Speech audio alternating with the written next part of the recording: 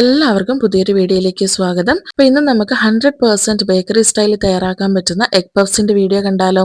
അപ്പൊ വീട്ടമ്മമാർക്കൊക്കെ വീട്ടിലിരുന്നുകൊണ്ട് തന്നെ ചെറിയൊരു ബിസിനസ് ഒക്കെ ആരംഭിക്കണമെന്നുണ്ടെങ്കിൽ ഈ ഒരു റെസിപ്പി യൂസ് ചെയ്ത് പഫ്സ് ഒക്കെ തയ്യാറാക്കി നിങ്ങളുടെ അടുത്തുള്ള ബേക്കറികളിലൊക്കെ ഒന്ന് കൊണ്ടു കൊടുത്ത് നമുക്ക് ചെറിയൊരു വരുമാനമൊക്കെ നേടാൻ സാധിക്കുമേ. ഇത് പെർഫെക്റ്റ് ആയിട്ടുള്ള ഒരു ബേക്കറി സ്റ്റൈൽ പഫ്സ് ആണ്. അപ്പൊ നിങ്ങൾ എല്ലാവരും വീഡിയോ മുഴുവനായിട്ട് കണ്ടു നോക്കണേ. അപ്പൊ ഞാനിവിടെ 2 കപ്പ് അളവില് മൈദയാണ് ട്ടോ എടുത്തേക്കുന്നത്. ഏകദേശം 250 ഗ്രാം അളവാണ്. ഇതിലേക്ക് 1/2 ടീസ്പൂൺ അളവിൽ ഉപ്പ്, 1 ടീസ്പൂൺ അളവിൽ പഞ്ചസാര, 1/4 ടീസ്പൂൺ അളവിൽ വാനില പൗഡർ ഓപ്ഷണൽ ആണ്. അപ്പൊ നമ്മുടെ വീട്ടിൽ അവൈലബിൾ ആയിരിക്കില്ല. അപ്പൊ നിങ്ങളൊരു ബിസിനസ് ഒക്കെ തുടങ്ങുവാണെങ്കിൽ നിങ്ങൾ അത് വാങ്ങിച്ചു വെച്ചോളൂ, അല്ലെങ്കിൽ ഇതിന്റെ ആവശ്യമില്ല. ഇനി ഞാൻ ഇതിലേക്ക് 25 ഗ്രാം അളവിൽ കുക്കീസിനൊക്കെ ചേർത്ത് കൊടുക്കുന്ന ഡാൽഡയാണ് കേട്ടോ ഉപയോഗിച്ചേക്കുന്നത്. ഡാൽഡ മാർജറിൻ എന്നൊക്കെ പറയാം. അപ്പൊ നിങ്ങൾക്ക് അവൈലബിൾ ആയിട്ടുള്ള കുക്കീസിന്റെ മാർജറിൻ ഏതാണോ അത് വാങ്ങിക്കാം. അപ്പൊ ഞാനിവിടെ ബിസ്ക്രീമിന്റെ മാർജറിൻ ആണ് കേട്ടോ ഉപയോഗിച്ചേക്കുന്നത്. ഇനി ഇതിലേക്ക് ഒരു മുട്ടയുടെ പകുതിയും കൂടെ ചേർത്ത് ഒന്ന് മിക്സ് ചെയ്തെടുക്കണം. ഇതിലേക്ക് ആവശ്യത്തിനുള്ള വെള്ളവും കൂടെ ചേർത്ത് ചപ്പാത്തി മാവൊക്കെ കുഴക്കില്ലേ, ആ ഒരു രീതിയിൽ നമ്മളിത് കുഴച്ചെടുക്കണം. അപ്പൊ വെള്ളത്തിന്റെ അളവ് നമ്മുടെ മൈദയുടെ ഒക്കെ അനുസരിച്ച് വ്യത്യാസം വരും. അതുകൊണ്ട് നിങ്ങൾ നോക്കിയതിനു ശേഷം അല്പമായിട്ട് ചേർത്ത് കുഴച്ചു കൊടുക്കണേ. ഇനി നമ്മൾ ഒന്ന് മിക്സ് ആയി കിട്ടിയാൽ കൗണ്ടർ ടോപ്പിലിട്ട് നല്ല രീതിക്ക് ഒന്ന് കുഴച്ചെടുക്കണം. ഇപ്പൊ പഫ്സിന്റെ ഷീറ്റ് നല്ല രീതിക്ക് കിട്ടണമെന്നുണ്ടെങ്കിൽ നമ്മൾ ഒരു 5 മുതൽ 10 മിനിറ്റ് വരെയെങ്കിലും ഇങ്ങനെ കുഴച്ചെടുക്കണം. അപ്പൊ നമ്മൾ നല്ല രീതിക്ക് വലിച്ച് ഇങ്ങനെ കുഴച്ചെടുക്കണം കേട്ടോ. എങ്കിൽ മാത്രമേ നല്ല രീതിക്ക് എല്ലാ ഇൻഗ്രീഡിയൻസും മിക്സ് ആയി കിട്ടത്തുള്ളൂ. അങ്ങനെ ഞാൻ ഡോ തയ്യാറാക്കി വെച്ചിട്ടുണ്ട്. ഇനി ഇത് ഇവിടെ ഇരിക്കട്ടെ. ഇനി നമുക്ക് ഇതിലേക്ക് സ്പ്രെഡ് ചെയ്യാനുള്ള മാർജറിന് ഒന്ന് ഡബിൾ ബോയിലിംഗ് മെത്തേഡ് യൂസ് ചെയ്ത് മെൽറ്റ് ചെയ്തെടുക്കണം. ഒരുപാടൊന്നും മെൽറ്റ് ചെയ്യണ്ട കേട്ടോ. ജസ്റ്റ് ഒന്ന് മെൽറ്റ് ആയി വരുമ്പോൾ നമുക്ക് അതിൽ നിന്ന് മാറ്റാം. അതിനുശേഷം നമുക്ക് ജസ്റ്റ് കൈ വെച്ചിട്ടോ അല്ലെങ്കിൽ സ്പൂൺ വെച്ചിട്ടോ മിക്സ് ചെയ്ത് കൊടുത്താൽ മതി. സൈഡിൽ നിന്നൊക്കെ മെൽറ്റ് ആയി വരുമ്പോൾ തന്നെ നമ്മൾ മാറ്റണം. ഒരുപാടങ്ങ് മെൽറ്റ് ആയി പോകരുത്. ഇപ്പൊ ഡബിൾ ബോയിലിംഗ് മെത്തേഡ് എല്ലാവർക്കും അറിയുന്നതുകൊണ്ടാണ് കേട്ടോ കാണിക്കാത്തത്. ഇനി അറിയാത്തവർക്ക് വേണ്ടിയിട്ട് നമുക്കൊരു പാനിൽ വെള്ളം ചൂടാക്കണം. അപ്പൊ വെള്ളം ഒന്ന് തിളച്ച് വരുമ്പോൾ നമുക്ക് മാർജറിൻ എടുത്ത് വെച്ച ബൗൾ അതിലേക്ക് ഒന്ന് വെച്ച് കൊടുത്ത് ഒന്ന് മിക്സ് ചെയ്ത് കൊടുത്താൽ മതി. അപ്പൊ മെൽറ്റ് ചെയ്യാൻ സ്റ്റാർട്ട് ചെയ്യുമ്പോൾ തന്നെ നമുക്ക് അതിൽ നിന്ന് മാറ്റാം. ഇനി നമ്മുടെ ഈ പഫ് ഷീറ്റ് തയ്യാറാക്കാനായിട്ട് നമ്മൾ നേരത്തെ തയ്യാറാക്കി വെച്ച ഡോ ഇല്ലേ, അപ്പൊ അത് നല്ല രീതിക്ക് ഒന്ന് പരത്തിയെടുക്കണം. അപ്പൊ നമ്മളൊരു റെക്ടാംഗുലർ ഷേപ്പിലാണ് ആദ്യം പരത്തിയെടുക്കുന്നത്. വളരെ തിന്നായിട്ട് വേണം കേട്ടോ ആദ്യം പരത്താനായിട്ട്. അപ്പൊ ഈ പഫ് ഷീറ്റ് നമ്മൾ പരത്തുന്ന സമയത്ത് അടുക്കി പിടിക്കുന്നതായിട്ട് തോന്നുവാണെങ്കിൽ നമുക്ക് കുറച്ച് മാവൊന്ന് സ്പ്രിങ്കിൾ ചെയ്ത് കൊടുക്കാം. ഒരുപാട് അങ്ങ് കുടഞ്ഞിടല്ലേ കേട്ടോ, ചെറുതായിട്ടൊന്ന് സ്പ്രിങ്കിൾ ചെയ്ത് കൊടുത്താൽ മതി. ഇപ്പൊ നമ്മൾ പഫ്സ് തയ്യാറാക്കുമ്പോൾ നമ്മൾ ആഡ് ചെയ്യുന്ന ഇൻഗ്രീഡിയൻസിന്റെ മെഷർമെന്റ്, അതുപോലെ നമ്മൾ ചെയ്യുന്ന ഓരോ കാര്യങ്ങളും മൈന്യൂട്ട് ആയിട്ടുള്ള കാര്യങ്ങൾ വരെ ഇമ്പോർട്ടന്റ് ആണ്. ഇല്ലെങ്കിൽ നമുക്ക് പെർഫെക്റ്റ് ആയിട്ട് പഫ്സ് തയ്യാറാക്കാൻ പറ്റില്ല. അപ്പൊ ഓരോ കാര്യങ്ങളും ശ്രദ്ധിച്ചു വേണം കേട്ടോ ചെയ്യാനായിട്ട്. പഫ്സ് തയ്യാറാക്കാൻ കഷ്ടമുള്ള പരിപാടിയൊന്നും അല്ല കേട്ടോ, വളരെ എളുപ്പത്തിൽ തന്നെ തയ്യാറാക്കാം. ഒന്ന് നമ്മളിത് അതിന്റെ ഒരു ട്രിക്ക് ഒന്ന് പഠിച്ചെടുത്തു കഴിഞ്ഞാൽ വളരെ എളുപ്പത്തിൽ തന്നെ തയ്യാറാക്കാൻ പറ്റുന്നതേ ഉള്ളൂ. ലെങ്ത് വൈസ് ഞാനൊന്ന് പരത്തിയതിന് ശേഷം ഇനി നമുക്ക് വീതിക്കും കൂടെ ഒന്ന് പരത്തിയെടുക്കാം. അപ്പൊ ഈ ഒരു രീതിക്ക് ഇത്രയും തിന്നിൽ പരത്തിയെടുത്താൽ മതി കേട്ടോ. അപ്പോൾ ഈ ഒരു തിക്നെസ്സിൽ പരത്തിയെടുത്തിട്ടുണ്ട്. അപ്പൊ ഇതേ മാർജറിൻ ഞാൻ മെൽറ്റ് ചെയ്ത് ഇപ്പൊ നല്ല തിക്കായിട്ടുണ്ട്. ഞാൻ സൈഡിൽ നിന്ന് ഒന്ന് മെൽറ്റ് ആയപ്പോൾ സ്റ്റോപ്പ് ചെയ്തിട്ടുണ്ടായിരുന്നു. അപ്പൊ നമുക്കൊരു പേസ്റ്റ് രൂപത്തിൽ മിക്സ് ചെയ്തെടുക്കാൻ പറ്റും. ഇനി നമുക്ക് ഇതിലേക്ക് അപ്ലൈ ചെയ്യാം. അപ്പൊ ഇവിടെ നമ്മൾ പഫ്സിന്റെ ഷീറ്റ് പ്രിപ്പയർ ചെയ്യുന്ന 2 സ്റ്റെപ്പായിട്ടാണ്. ആദ്യത്തെ സ്റ്റെപ്പിൽ, അതായത് ഇപ്പൊ ഞാൻ ഈ ചെയ്യുന്ന സ്റ്റെപ്പിൽ ഏകദേശം 50 ഗ്രാം അളവിൽ മാർജറിനാണ് ഉപയോഗിച്ചേക്കുന്നത്. നമ്മൾ നേരത്തെ മിക്സ് ചെയ്യാനായിട്ട് ഉപയോഗിച്ചത് ബിസ്ക്രീമിന്റെ മാർജറിൻ ആയിരുന്നേ. പക്ഷെ ഇവിടെ നമ്മൾ പഫ്സ് ഒക്കെ തയ്യാറാക്കുമ്പോൾ ഉപയോഗിക്കുന്ന ഒരു മാർജറിൻ ഉണ്ട്. അപ്പൊ ഒരുപാട് ബ്രാൻഡ്സിന്റെ കിട്ടും. ഇപ്പൊ ഞാനിവിടെ ഉപയോഗിച്ചേക്കുന്ന ബ്രാൻഡ് ഗോൾഡൻ സ്പ്രെഡ് എന്നുള്ളതാണ്. അപ്പൊ അത് പഫ്സിന് മാത്രം ഉപയോഗിക്കുന്ന മാർജറിൻ ആണ് കേട്ടോ. അപ്പൊ ഈ മാർജറിൻ ഒക്കെ നമുക്ക് ഒരു ബോക്സിലാണ് കേട്ടോ കിട്ടുന്നത്. 15 കിലോയുടെ ഒക്കെയാണ് കിട്ടുന്നത്. അപ്പൊ ഞാനിവിടെ ലൂസായിട്ട് വാങ്ങിച്ചതാണ്. അപ്പൊ അങ്ങനെ കിട്ടുവാണെങ്കിൽ അങ്ങനെ വാങ്ങിച്ചിട്ട് ചെയ്തോളൂ. അല്ലെങ്കിൽ ഇതിന് പകരം നിങ്ങൾക്ക് ബട്ടർ യൂസ് ചെയ്യാം. അപ്പൊ ബട്ടർ യൂസ് ചെയ്ത് തയ്യാറാക്കുന്ന പഫ്സിന്റെ റെസിപ്പി ഞാൻ പിന്നീട് അപ്ലോഡ് ചെയ്യാമേ. അപ്പൊ അതിന്റെ റെസിപ്പി വേണമെന്നുണ്ടെങ്കിൽ ഒന്ന് കമന്റ് ചെയ്തേരാം കേട്ടോ. അങ്ങനെയാണെങ്കിൽ ഞാൻ അപ്ലോഡ് ചെയ്തേക്കാം. ഇപ്പൊ ഞാൻ മാർജറിൻ ഫുള്ളായിട്ട് അപ്ലൈ ചെയ്ത് കൊടുത്തിട്ടുണ്ട്. അതിനുശേഷം കാണിച്ച രീതിയിൽ ഒന്ന് ഫോൾഡ് ചെയ്തെടുക്കണം. ഫോൾഡ് ചെയ്യുന്നതിന് മുമ്പായിട്ട് കുറച്ച് മൈദപ്പൊടി ഒന്ന് സ്പ്രിങ്കിൾ ചെയ്ത് കൊടുക്കണേ. വീണ്ടും നമുക്കൊരു സ്ക്വയർ ഷേപ്പിലേക്ക് ഫോൾഡ് ചെയ്തെടുക്കണം കേട്ടോ. അപ്പൊ അതിന് മുമ്പായിട്ട് ഞാൻ ഒരു ഗ്രാം അളവിൽ മാർജറിൻ മാറ്റി വെച്ചിട്ടുണ്ടായിരുന്നു. അത് ഇപ്പൊ ഇതിന്റെ മുകളിലായിട്ട് നമുക്ക് ഒന്ന് സ്പ്രെഡ് ചെയ്ത് കൊടുക്കാം. ഇനി നമുക്ക് വീണ്ടും മടക്കിയെടുക്കാം. അപ്പൊ ഞാനിപ്പോ കാണിച്ച രീതിയിൽ തന്നെ മടക്കിയെടുക്കാൻ ശ്രദ്ധിക്കണേ. അപ്പൊ നമുക്കിപ്പോ ഒരു സ്ക്വയർ ഷേപ്പിൽ കിട്ടിയിട്ടുണ്ട്. ഇനി നമുക്കിത് കുറച്ച് സമയം ഇങ്ങനെ തന്നെ വെച്ചേക്കാം. അപ്പൊ വേണമെങ്കിൽ ഫ്രിഡ്ജ് വെക്കാം. ഒരു 15 മിനിറ്റ് ഫ്രിഡ്ജ് വെക്കുവാണെങ്കിൽ നല്ലതാണ്. ഇല്ലെങ്കിൽ നമുക്ക് റൂം ടെമ്പറേച്ചറിൽ പുറത്ത് തന്നെ വെക്കാം. അതിന്റെ മുകളിലായിട്ട് ഒരു നനഞ്ഞ തുണി ഇട്ട് വെച്ചാൽ മതി. നമ്മൾ നനഞ്ഞ തുണി എടുക്കുമ്പോൾ അതിൽ നിന്ന് വെള്ളം ഒന്നും ഊറാൻ പാടില്ല കേട്ടോ. അപ്പൊ അങ്ങനെ വെള്ളം ഊറുന്ന തുണിയൊക്കെ ആണെങ്കിൽ നമ്മുടെ പഫ്സിന്റെ ഷീറ്റ് മൊത്തത്തിൽ കുളവായി കിട്ടുവേ. അപ്പൊ അതൊന്ന് ശ്രദ്ധിക്കണം. ഇപ്പൊ ഏകദേശം 15 മിനിറ്റിന് ശേഷം നമ്മുടെ പഫ്സിന്റെ ഷീറ്റ് ഞാൻ പുറത്തെടുത്തിട്ടുണ്ട്.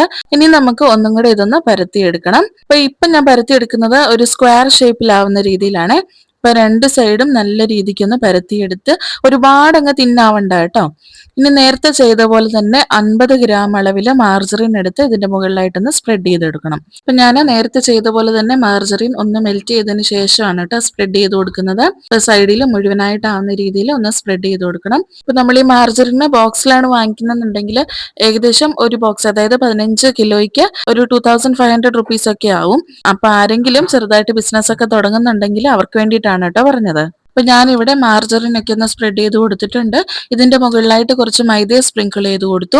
ഒരുപാട് ആവരുത് കേട്ടോ. അങ്ങനെ ഒരുപാടായി കഴിഞ്ഞാൽ നമ്മൾ പപ്സ് തയ്യാറാക്കിയതിന് ശേഷം ആ ഒരു പച്ചച്ചവ വരുവേ. അപ്പം ഒരുപാടൊന്നും ആവരുത്. ഇനി നമുക്ക് ഒരു പ്രാവശ്യം ഫോൾഡ് ചെയ്യാം. ഇനി അതിന്റെ മുകളിലായിട്ട് ഒന്നും കൂടെ ഫോൾഡ് ചെയ്യാം. ഇനി നമ്മൾ ഇങ്ങനെ വെച്ചതിന് ശേഷം കുറച്ച് മാർജറിൻ ബാക്കി ഉണ്ടായിരുന്നു. അപ്പൊ അത് ഞാൻ ഇങ്ങനെ ഒന്ന് പുരട്ടി കൊടുക്കുന്നുണ്ട്. ഈ ഒരു ഫോൾഡിങ്ങിന് പറയുന്നത് ബുക്ക് ഫോൾഡിംഗ് എന്നാണ് കേട്ടോ. അപ്പൊ ഒന്നും കൂടെ ഒന്ന് ഫോൾഡ് ചെയ്ത് കൊടുത്തു. കുറച്ച് മാർജറിൻ വീണ്ടും ഞാൻ പുരട്ടി കൊടുക്കുന്നുണ്ട്. ഇനി നമ്മൾ ഒന്നും കൂടി ഒന്ന് ഫോൾഡ് ചെയ്ത് കൊടുക്കണം. അപ്പം ഇതും ഒരു സ്ക്വയർ ഷേപ്പിൽ തന്നെയാണ് നമുക്ക് കിട്ടുന്നത്. ഇനി നമുക്കിതൊരു 15 മിനിറ്റ് സമയം റെസ്റ്റ് ചെയ്യാൻ വെക്കാം. അപ്പൊ ഒന്നില് ഫ്രിഡ്ജിൽ, ഇല്ലെങ്കിൽ ഒരു നനഞ്ഞ തുണി വെച്ച് കവർ ചെയ്ത് നമുക്ക് ഇവിടെ തന്നെ വെക്കാം. ഇനി നമുക്കൊരു 15 മിനിറ്റിന് ശേഷം ഇത് പുറത്തെടുക്കാം. അതിനുശേഷം നമ്മൾ ഇനി മുട്ടയൊക്കെ വെച്ച് പപ്സ് തയ്യാറാക്കുന്ന സ്റ്റെപ്പാണ് കേട്ടോ. ഇനി നമുക്ക് ഫോൾഡിംഗ് മെത്തേഡ് ഒന്നും ഇല്ല. അപ്പൊ ഞാനിവിടെ കൗണ്ടർ ടോപ്പിലേക്ക് കുറച്ച് മൈദ സ്പ്രിങ്കിൾ ചെയ്ത് കൊടുത്തിട്ടുണ്ട്. ഇനി നമ്മുടെ പപ്സ് തയ്യാറാക്കാനുള്ള ഷീറ്റ് ഉണ്ടല്ലോ, അത് പരത്തി എടുക്കണം. ഇപ്പൊ നമ്മൾ ഈ ഫോൾഡ് ചെയ്ത് വെച്ചേക്കുന്ന പഫ് ഷീറ്റ് ഉണ്ടല്ലോ, ഇത് പുറത്തെടുത്ത് കഴിയുമ്പോൾ കുറച്ച് ഹാർഡായിരിക്കും. കാരണം നമ്മൾ മാർജറിനൊക്കെ ചേർത്തതൊക്കെ ഒന്ന് കട്ടിയായിട്ടുണ്ടാവും. അത് മാത്രമല്ല ഒരുപാട് ലെയേഴ്സ് ഒക്കെ ആയതുകൊണ്ട് തന്നെ കുറച്ച് കട്ടിയായിരിക്കും. ഒരുപാടല്ല കേട്ടോ, പരത്തിയെടുക്കാനൊന്നും ബുദ്ധിമുട്ടില്ല. അപ്പൊ ഇത് നമുക്ക് ആദ്യം തന്നെ ഒന്ന് ലെങ്ത് വൈസ് പരത്തിയെടുക്കാം. ഈ ഒരു അളവില് നമുക്ക് ഒരു 9 പഫ്സ് തയ്യാറാക്കി എടുക്കാൻ പറ്റും. പക്ഷെ ഞാനിവിടെ ഇന്ന് 6 പഫ്സ് ആണ് കേട്ടോ തയ്യാറാക്കുന്നത്. അപ്പൊ കുറച്ച് വലിയ പഫ്സ് ആണ് ഞാൻ തയ്യാറാക്കുന്നത്.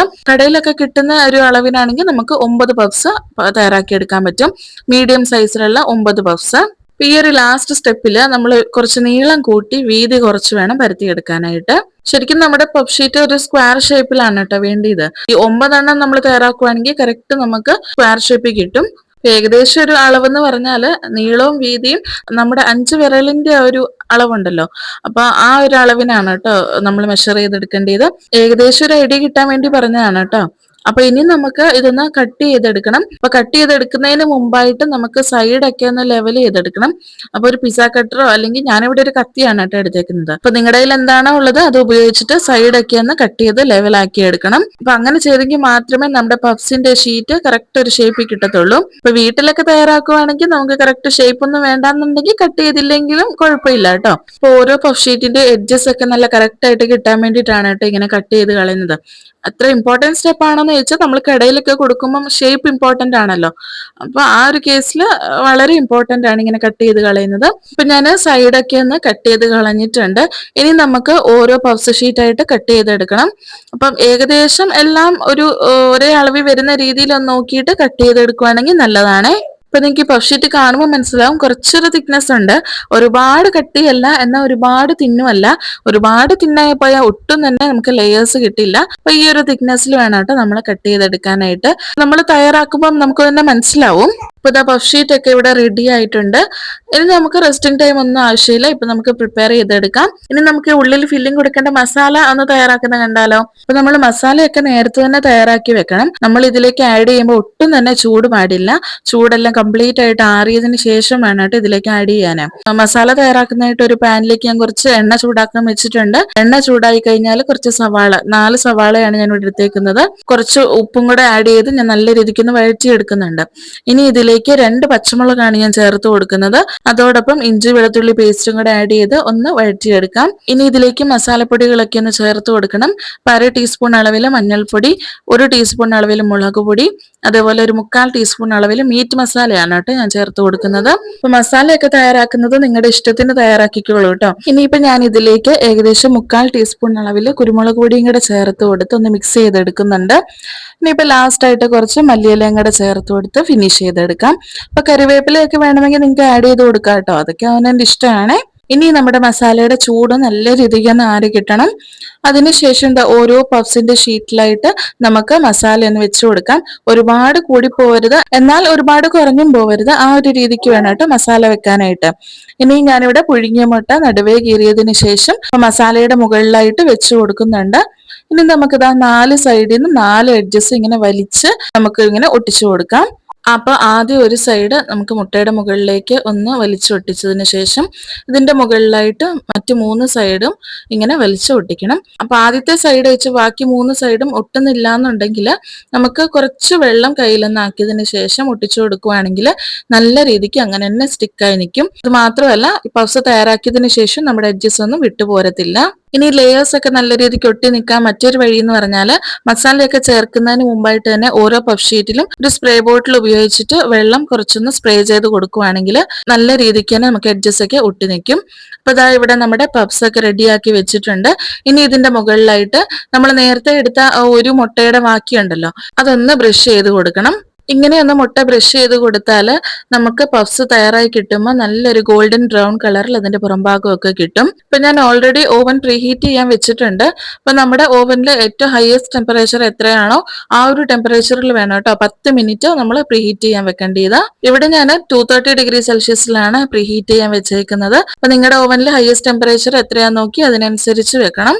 അപ്പൊ ഞാനിവിടെ പ്രീഹീറ്റ് ചെയ്ത ഓവനിലേക്ക് ഇനി നമ്മുടെ പഫ്സ് ഒക്കെ മാറ്റുവാണേ. എഗ് പപ്സ് റെഡിയായി കിട്ടാനായിട്ട് ഏകദേശം 30 മുതൽ 45 മിനിറ്റ് വരെ എടുക്കും. ഇവിടെ ഇപ്പൊ എനിക്കൊരു 30 മിനിറ്റിനുള്ളിൽ പഫ്സ് റെഡിയായി കിട്ടിയിട്ടുണ്ടായിരുന്നു. ഇതിന്റെ പ്രിപ്പറേഷൻ കുറച്ച് ലോങ് ആണെങ്കിൽ പോലും നമ്മൾ ആസ്വദിച്ച് ചെയ്യുന്നതുകൊണ്ട് തന്നെ നമുക്കൊരു ബുദ്ധിമുട്ടും തോന്നത്തില്ല കേട്ടോ. അതിന്റെ എൻ പ്രൊഡക്റ്റ് കാണുമ്പോൾ ഒരുപാട് സന്തോഷമാവും. അപ്പൊ നല്ല അടിപൊളിയായിട്ടുള്ള പഫ്സ് ഇവിടെ നിങ്ങൾക്ക് കാണാൻ പറ്റും. നല്ല ഫ്ലേക്കി ആയിട്ടുള്ള നല്ല ക്രിസ്പി ആയിട്ടുള്ള പഫ്സ് റെഡി ആയിട്ടുണ്ട്. നമ്മൾ ബേക്കറിയിൽ നിന്നൊക്കെ വാങ്ങുന്ന അതേ രീതിയിൽ അതേ ടെക്സ്ചറിൽ അതിനേക്കാളും നല്ല ടേസ്റ്റിൽ വീട്ടിൽ തന്നെ നമുക്ക് പഫ്സ് തയ്യാറാക്കി എടുക്കാൻ പറ്റും. അപ്പൊ നോക്കുമ്പോൾ തന്നെ നമുക്ക് മനസ്സിലാവും പെർഫെക്റ്റ് ആയിട്ടുള്ള ഒരു പഫ്സ് ആണ്. ഈ ഒരു പഫ്സിന്റെ ഷീറ്റ് തയ്യാറാക്കാൻ പഠിച്ചു കഴിഞ്ഞാൽ നമുക്ക് പഫ്സ് മാത്രമല്ല കേട്ടോ, നമുക്ക് ഒരുപാട് രീതിയിൽ sweet puffs, banana puffs, vegetable puffs, chicken puffs ഒക്കെ തയ്യാറാക്കി എടുക്കാൻ പറ്റും. അപ്പൊ നോക്കിയാൽ നമുക്ക് നല്ല ക്രിസ്പി ആയിട്ടുള്ള പഫ്സ് ഇവിടെ റെഡി ആക്കി ഇട്ടിട്ടുണ്ട്. അപ്പൊ കാണുമ്പോൾ തന്നെ കൊതിയാവുന്നുണ്ടല്ലേ. അപ്പൊ എല്ലാവരും ഇതേപോലെ ഒന്ന് ട്രൈ ചെയ്ത് നോക്കണം. അപ്പൊ തയ്യാറാക്കി നോക്കിയതിന് ശേഷം ഫീഡ്ബാക്ക് കമന്റിൽ അറിയിക്കണം. അപ്പൊ ഈ വീഡിയോ ഇഷ്ടപ്പെട്ടാൽ ലൈക്ക് ചെയ്യാനും ഒപ്പം ചാനൽ ഒന്ന് സബ്സ്ക്രൈബ് ചെയ്ത് സപ്പോർട്ട് ചെയ്യാനും മറക്കല്ലേ.